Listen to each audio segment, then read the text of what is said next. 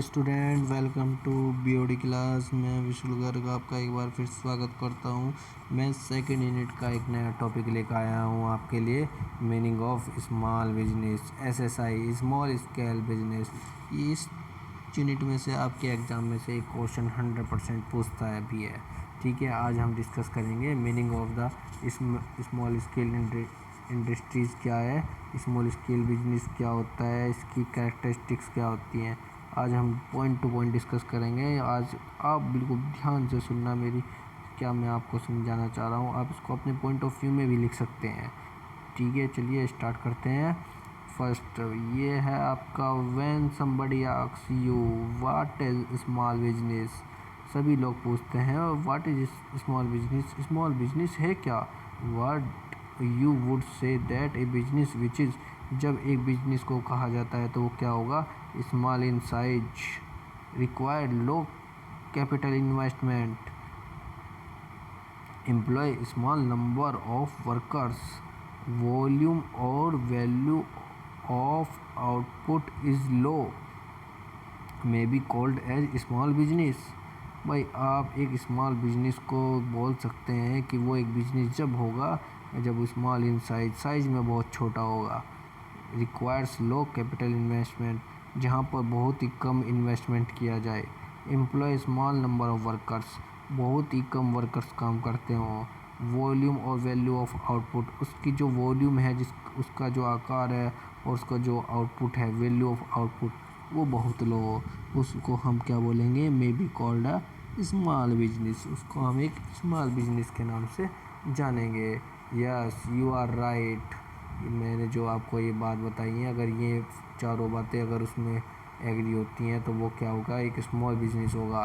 फिर देखते हैं, the size and capital investment, number of employees, volume of output as well as value of output etcetera are the general parameters of measuring a business enterprise.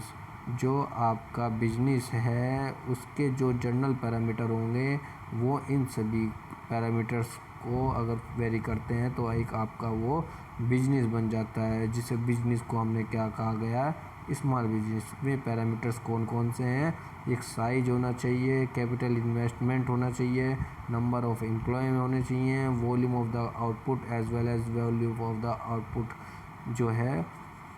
इन सभी parameter से जुड़कर एक क्या बनता है, आपका बिजनेस इंटरप्राइज बनता है। We may define a small business. मैं अब आपको एक स्मॉल बिजनेस के बारे में डिफाइन करना चाह रहा हूँ। As a humans which is the activity managed by its own operatings within the local area and relatively small in size. आपके पास आसपास जितने भी आपके आसपास के लोकल एरिया में या स्मॉल साइज में इंडस्ट्रीज़ होती हैं या आपके यहाँ फैक्ट्री होती हैं तो वो स्मॉल बिजनेस को रिफ़र करती हैं। However the government of India has consider the fixed capital investment in plant and machinery as the only criteria to define a small industry unit in our country. इसी के लिए government of India, भारतीय सरकार ने एक rules decide किया है, एक कंसिडर किया है रूल्स। वो क्या डिसाइड किया है कि fixed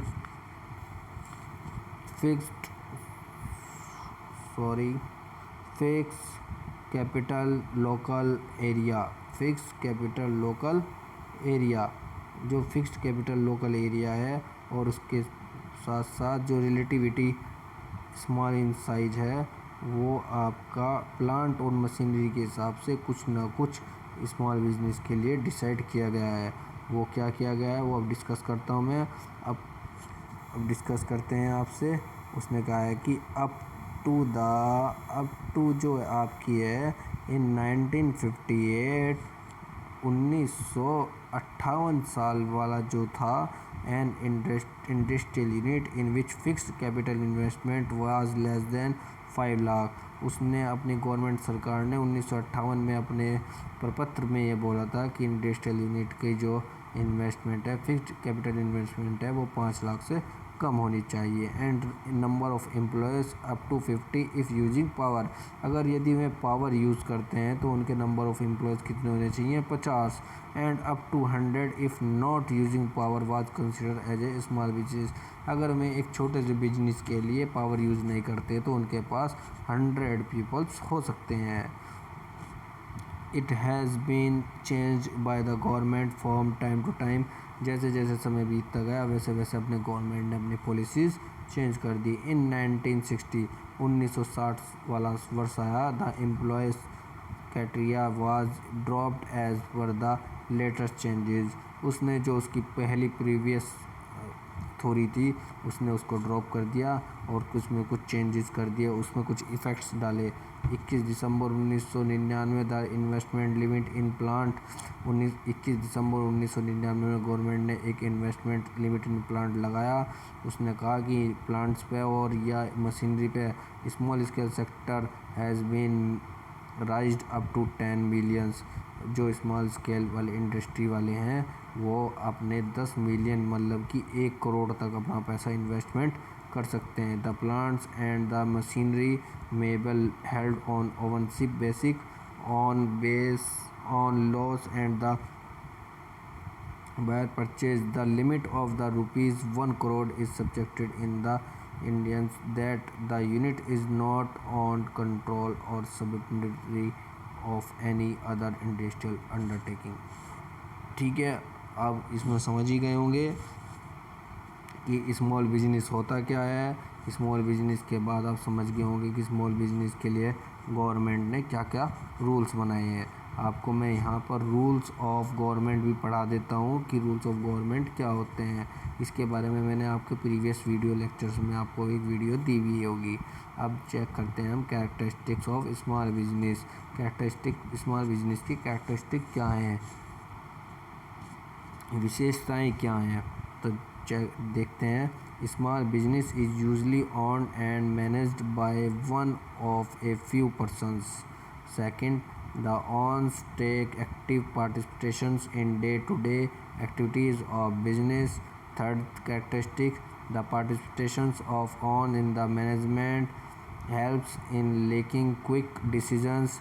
Number 4, the area of operation of a small business is limited. It generally to need to the local peoples. The small business unit are generally laborers investments and thus require less capital investment। ये आप ज़्यादा विशेषताएं अपने अनुसार भी लिख सकते हैं। मेरी आज की वीडियो में इतना ही है। Thank you watching my video.